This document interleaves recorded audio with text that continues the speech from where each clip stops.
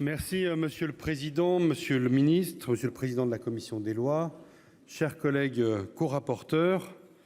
Le texte portant loi d'orientation et de programmation du ministère de l'Intérieur va franchir une nouvelle étape cet après-midi devant le Sénat. Et si le texte a été significativement réduit entre son premier et son second dépôt, la discussion parlementaire, qui, une fois n'est pas coutume, a débuté au Sénat, aura permis des échanges qualitatifs dont la Haute Assemblée a le secret et désormais l'exclusivité.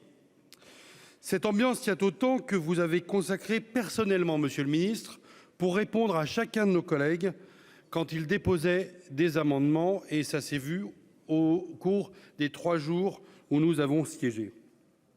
Le texte, qui a connu des évolutions significatives au stade de l'examen en commission comme au niveau de la séance publique, les propositions d'amélioration sont devenues de tous les bancs de l'hémicycle et un certain nombre d'entre elles, sur tous les bancs de l'hémicycle, ont été retenues par le Sénat. Ainsi, à l'article 1er, l'économie générale du rapport annexé n'a pas été bouleversée, mais plutôt confortée. Le rapport a été amendé ponctuellement pour être enrichi par les travaux de la Haute Assemblée et la connaissance empirique des sénateurs dans leur département.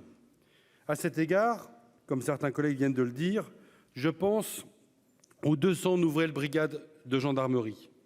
Mais je pense aussi à leurs modalités de construction et au rôle que les collectivités territoriales vont jouer aux côtés de l'État pour rendre ces brigades réalité.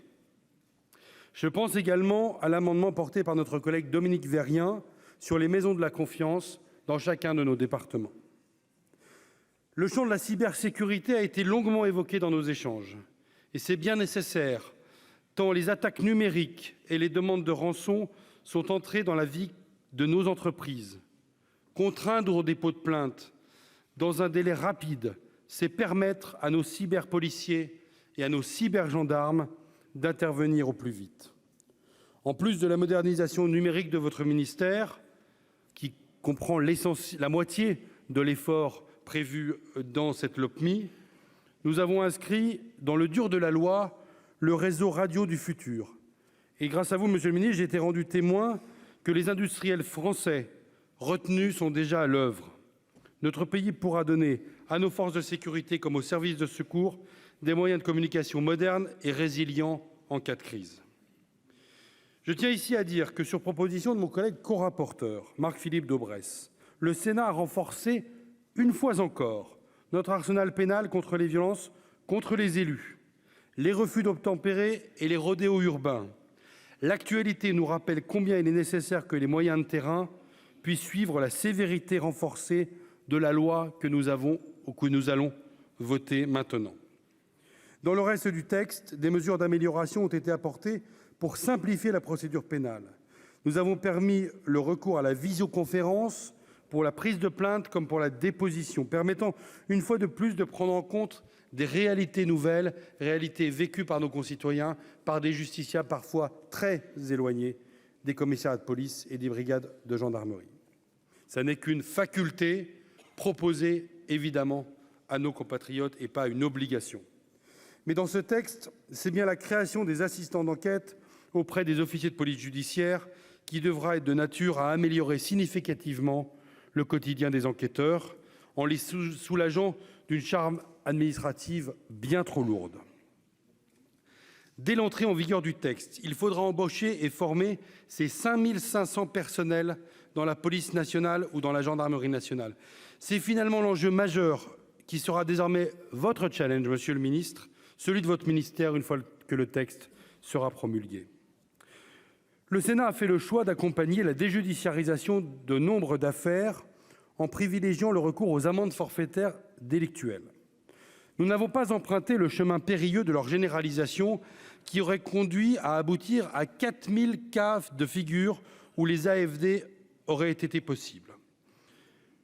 Il y a actuellement dans le droit positif 10 délits pour lesquels l'AFD est possible. Avec le texte que le Sénat s'apprête à adopter, il y en aura 24, 14 de plus. Nous pourrons ainsi évaluer leur mise en œuvre, infraction par infraction. Nous savons que certaines AFD fonctionnent bien, voire très bien. D'autres fonctionnent plus difficilement et ce sera tout l'intérêt du contrôle parlementaire de faire cela. Nous avons renforcé l'outrage sexiste et sa répression.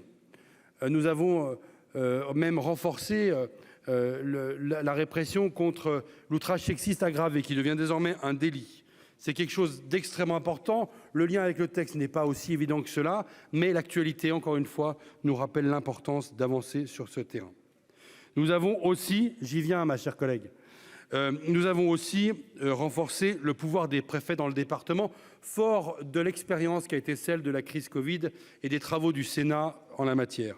Et nous avons décidé de mettre aussi les agences régionales de santé à disposition des préfets, comme toutes les administrations de l'État, quand il s'agira de prendre des décisions de terrain rapides et d'être efficaces et résilients. Parfois, notre discussion du texte, mes chers collègues, a permis de mettre en lumière d'autres débats qu'il sera nécessaire de poursuivre dans des textes plus appropriés. Si sur la réforme judiciaire, la commission des lois du Sénat a confié à 2 de nos collègues le soin de conduire une mission d'information, je dois rappeler ici que nous avons eu des débats sur la question des violences conjugales et intrafamiliales. Nous avons eu des débats aussi sur la question du droit des images, notamment dans la perspective de l'organisation des Jeux Olympiques. Nous avons eu des débats sur la question de l'accueil des gens du voyage.